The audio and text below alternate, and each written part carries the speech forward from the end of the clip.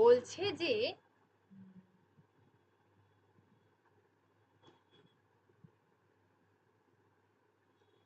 বিদ্যার রাজ্যে বিদ্যাদান গ্রহণ সাপেক্ষ, অথচ আমরা দাতার মুখ চেয়ে গ্রহিতার কথাটা একেবারেই ভুলে যাই। এটা ভুলে যাই হবে, ভয় হর্ষও হবে, এখানে একটা প্রিন্টিং মিস্টেক আছে। এ সত্য ভুলে না গেলে আমরা বুঝতাম যে শিক্ষকের সার্থকতা শিক্ষাদান করায় নয়, কিন্তু ছাত্রকে তা অর্জন করতে সক্ষম করায়।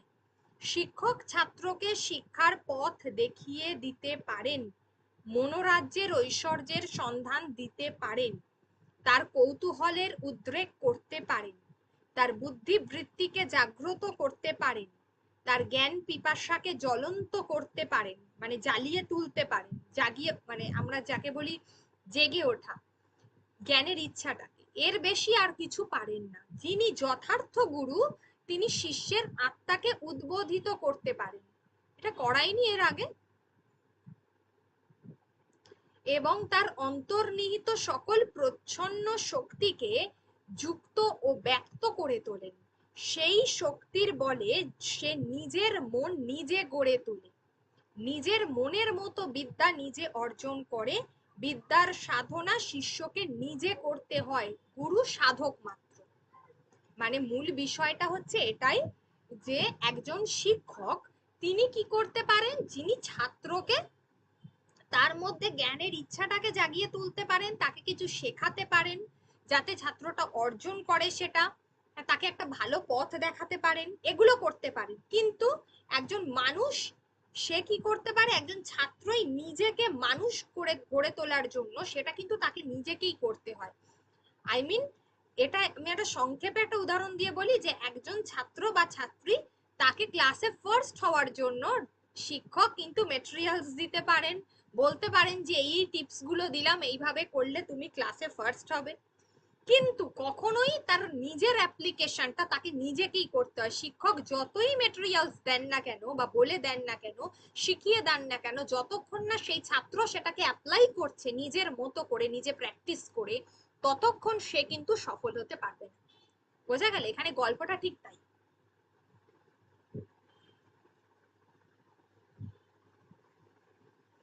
অর্থাৎ বিদ্যার রাজ্যে বিদ্যাদান হচ্ছে গ্রহণ সাপেক্ষ। মানে বিদ্যার রাজ্য মানে যেখানে দুজনের ভূমিকা থাকে, শিক্ষক আর ছাত্র। এখানে হলো যিনি বিদ্যা দান করছেন তিনি গ্রহণ, মানে আরেকজন হচ্ছেন যিনি গ্রহণ করছেন, ঠিক আছে?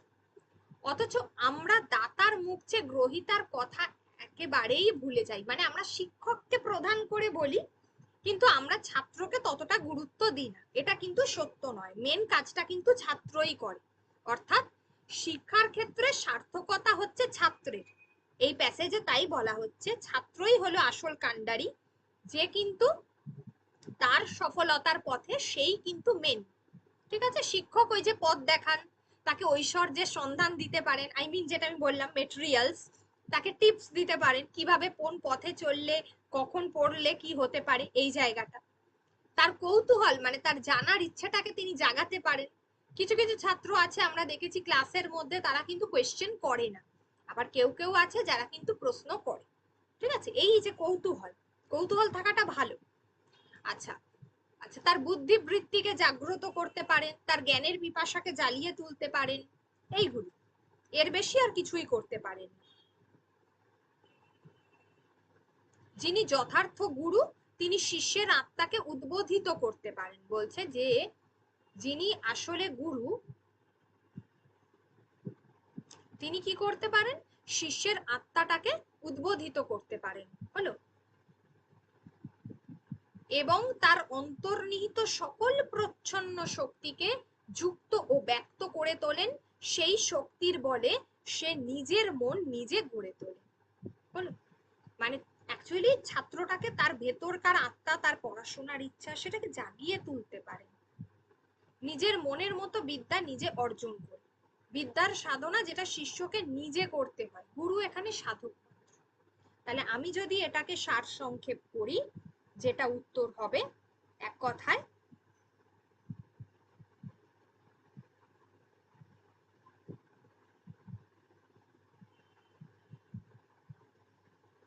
সেটা হচ্ছে বিদ্যার রাজ্যে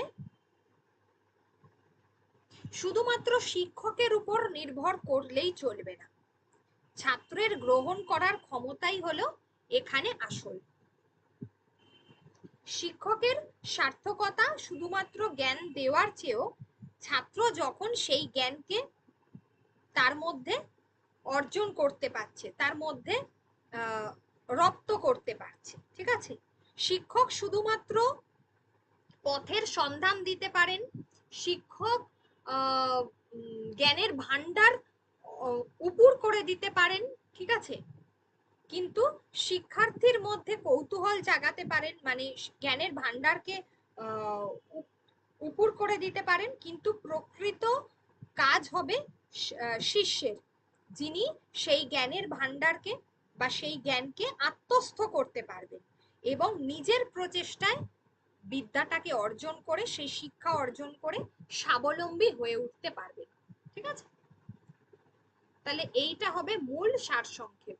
এটাকে আমি কি আবার বলবো নাকি তোমরা আবার ট্রাই করবে, কোনটা? ম্যাম আমরাই ট্রাই করে একটু দেখি, তারপরে বুঝতে পারবো। আচ্ছা ঠিক আছে, কিন্তু এই মানে মানে মূল বিষয়গুলো এটাই আনবে, যে বিদ্যার রাজ্যে বা শিক্ষার রাজ্যে করতে পারো এটাই, যে দুজনের ভূমিকা আছে, দুজনের কথা লিখবে, শিক্ষক আর ছাত্র। তো এরপরে একদম লিখবে যে এখানে শুধুমাত্র শিক্ষক প্রধান ব্যক্তি নয়, পরের দ্বিতীয় বাক্যটাই এটা হবে যে শিক্ষক প্রধান নয়, এখানে ছাত্রই হচ্ছে প্রধান। তারপরে থার্ড বাক্যটা হবে যেটা হচ্ছে শিক্ষকের কি কি কাজ সেটা লিখবে, আর লাস্ট ওয়ান হচ্ছে ছাত্র সেই সেই কাজটাকে কিভাবে কাজে লাগিয়ে সে নিজেকে স্বাবলম্বী করে তুলবে, সেটাই হবে। মানে চারটে সেন্টেন্সে এটাকে শেষ করবে, ঠিক আছে, মানে চারটে পয়েন্টস করবে। আমি চারটে পয়েন্টস বলে দিলাম, এবার নিজেদের মতো করে সাজিয়ে আমাকে দেখাবে।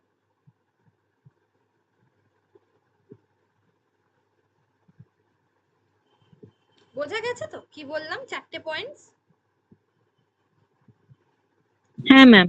শুধু অ্যাভয়েড করবে যে এই প্যাসেজের ওয়ার্ডগুলো শিক্ষক আর ছাত্র এই দুটোকে রেখে বাকিগুলোকে একটু চেঞ্জ করা, যতটা সম্ভব যতটা প্যাসেজের শব্দ না দেওয়া যায়।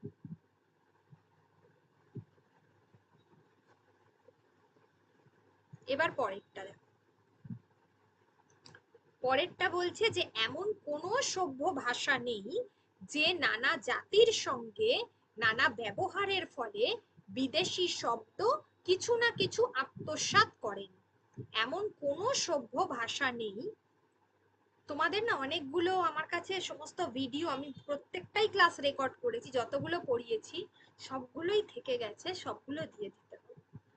এমন কোনো সভ্য ভাষা নেই যে নানা জাতির সঙ্গে নানা ব্যবহারের ফলে বিদেশি শব্দ কিছু না কিছু আত্মসাৎ করেন। তার মানে এক কথায় প্রথম বাক্যটা থেকে এটাই আসছে যে ভারতে নানা জাতির আগমনের সাথে সাথে বহু বিদেশি ভাষাই তাদের থেকে ভারতীয়রা কি করেছে, আত্মস্থ করেছে বা অর্জন করেছে বা তারা নিয়ে নিয়েছে।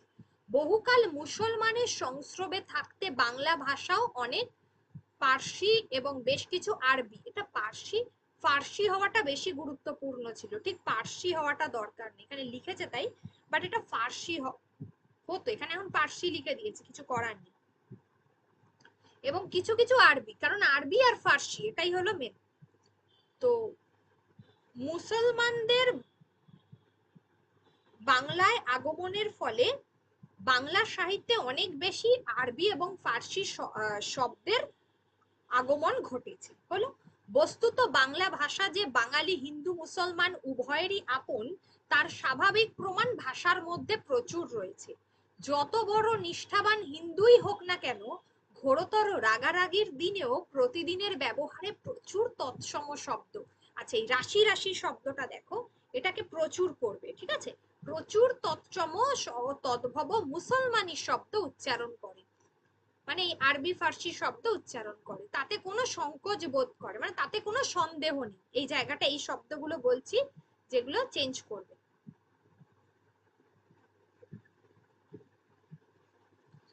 এমনকি সেই সকল শব্দের জায়গায় যদি সংস্কৃত প্রতিশব্দ চালানো যায়, সংস্কৃত প্রতিশব্দ, সমচ্চারিত শব্দ, তাহলে পণ্ডিতি করা হচ্ছে বলে লোকে হাসবে। তার কারণ হচ্ছে সংস্কৃত শব্দ সকলের বোধগম্য হয় না, সকলে ওই সেই কারণেই কি করে, ওই যেগুলো আমাদের কথ্য ভাষা সেগুলো তো বেশি ব্যবহার করে। বাজারে এসে সহস্র টাকার নোট ভাঙানোর চেয়ে 1000 টাকার নোট ভাঙানো সহজ। এই যে সহস্রর বদলে 1000, ঠিক আছে, এই জায়গাটা, এটা উদাহরণ। সমন জারি, কারোর এগেনস্টে সমন করা হয়েছে, এইগুলো কিন্তু অনেকটাই ওই ফার্সি শব্দ। ইংরাজি ফার্সি এর জায়গায় আহ্বান, প্রচার, এগুলো কিন্তু সাধু সাহিত্যেও ব্যবহার করবার মতো কেউ সাহস দেখায় না। আমরা এখনকার দিনেও ভাবো, যখন আমরা মানে আমরা যখন এই যে বলি যে ইডি এই লোক, এই ব্যক্তিকে আর কি সমন পাঠিয়েছে, আমরা একটাই কথা বলি, আমরা কি কখনো বলি তাকে আহ্বান করে ডেকে পাঠানো হয়েছে? সমন পাঠানো মানেও তাকে ডেকে পাঠানো, আহ্বান মানেও তাকে ডেকে পাঠানো, শুধু আহ্বান শব্দটার মধ্যে একটা ভদ্র একটা ব্যাপার রয়েছে। সমন মানে কোথাও সে একটা কিছু করেছে যে তার ফলে তাকে মানে একটা আইনি তার বিরুদ্ধে কোনো ব্যবস্থা নেওয়া হচ্ছে, মানে সমন শব্দটা অনেক বেশি ইজি, ঠিক আছে, যেটা আমরা বাংলা ভাষায় বলে থাকি, এটা আমাদের কথ্য ভাষা। নেশাখোরকে যদি মাদক সেবী বলে বসি, আমরা এই নেশাখোর কথাটা, এগুলো কিন্তু দেখো এই শব্দগুলো, এগুলো উদাহরণ, হ্যাঁ এগুলো দেবে না, জাস্ট শব্দগুলো উদাহরণ বা এর প্রয়োগগুলো দেখো, বলে বসি, তাহলে খামোখা তার নেশা ছুটে যেতে পারে, এমনকি সে মনে করতে পারে তাকে একটা উচ্চ উপাধি দেওয়া হয়। বদমাইশকে দুর্বৃত্ত বললে তার চোট তেমন বেশি লাগবে না। এইসব শব্দগুলো যে এত জোর পেয়েছে তার কারণ বাংলা ভাষার প্রাণের সঙ্গে এদের সহজে যোগ রয়েছে।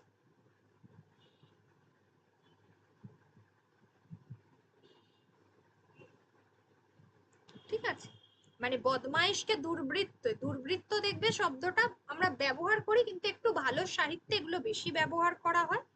আর এই শব্দগুলো তুলনামূলকভাবে এটা আমাদের কথ্য ভাষা, আমরা কম কম ব্যবহার করি।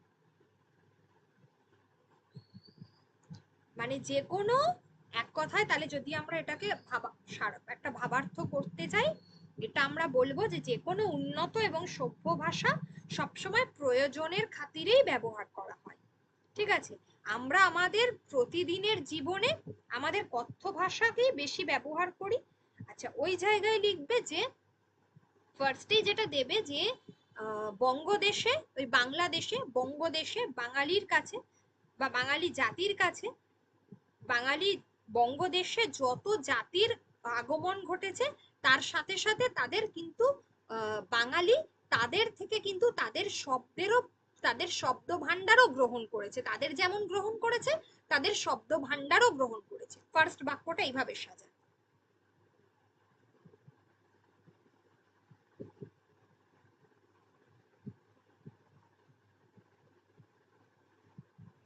বাংলা ভাষাও যেমন বাঙালির কাছে যতটাই আপন, মানে বা হিন্দু মুসলমানের কাছে যতটাই আপন, ঠিক ততটাই মেলামেশার ফলে এই আরবি ফার্সি শব্দটাও তাদের জীবনের একটা অঙ্গ হয়ে গেছে। এই কারণে তাদের দৈনন্দিন জীবনে ব্যবহারিক প্রয়োগ ছাড়া তারা তাদের দৈনন্দিন জীবনে বা তাদের প্রত্যেক দিনের কথাবার্তায় যেটা হচ্ছে যে তারা বেশি, অনেক বেশি কিন্তু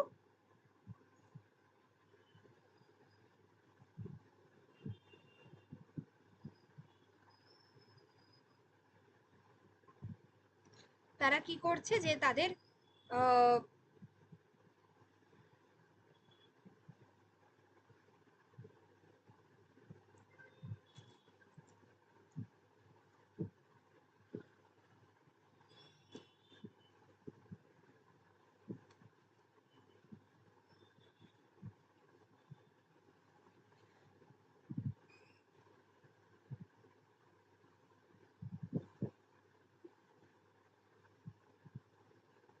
হ্যাঁ, দৈনন্দিন জীবনে যেটা হচ্ছে যে তারা তাদের ব্যবহারিক প্রয়োজনের ভাষার বাইরে গিয়ে দৈনন্দিন জীবনে অনেক বেশি তারা কিন্তু এই বিদেশি ভাষাগুলোকেই ব্যবহার করেছে। ঠিক আছে, এইসব শব্দ বাংলার প্রাণের ভাষার সঙ্গে এমন ভাবে মিশে গেছে যাতে অন্য শব্দ সেখানে বসানোটা একেবারে অসম্ভব হয়ে পড়েছে। এই জায়গাটা এইভাবে গুছিয়ে লিখবে। আমি একটু বেশি করে শব্দগুলো দিয়ে দিচ্ছি, জাস্ট একটা দুটো বেশি লাইন করে, তাও ছোট করে দিচ্ছি, কিন্তু আমি একটা উত্তর দিয়ে দিচ্ছি তোমাদের কাছে, কিন্তু তোমরা ওই উত্তরের বাইরে গিয়েও আমাকে দেখাবে যে তার থেকেও আরো বেটার কি হতে পারে বা তার বিকল্প কি হতে পারে? ঠিক আছে, আমি দিয়ে দিচ্ছি উত্তরটা।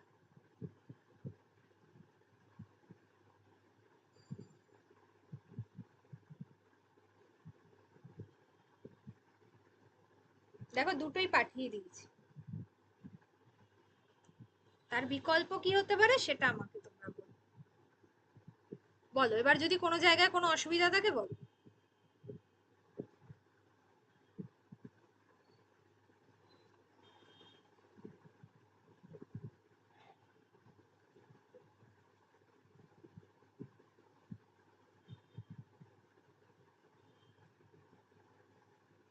বলো।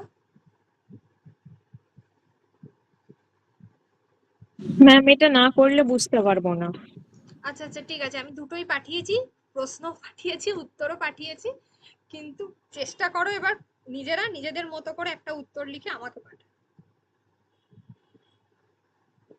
ঠিক আছে ম্যাম। ঠিক আছে, আমি চেষ্টা করছি 29 তারিখ আমাদের এখানে ভোট, বুধবার দিন তো, 30 তারিখে পড়ানোর জন্য। বৃহস্পতিবার কোনো অসুবিধা আছে কারো? না ম্যাম, আমার অসুবিধা নেই।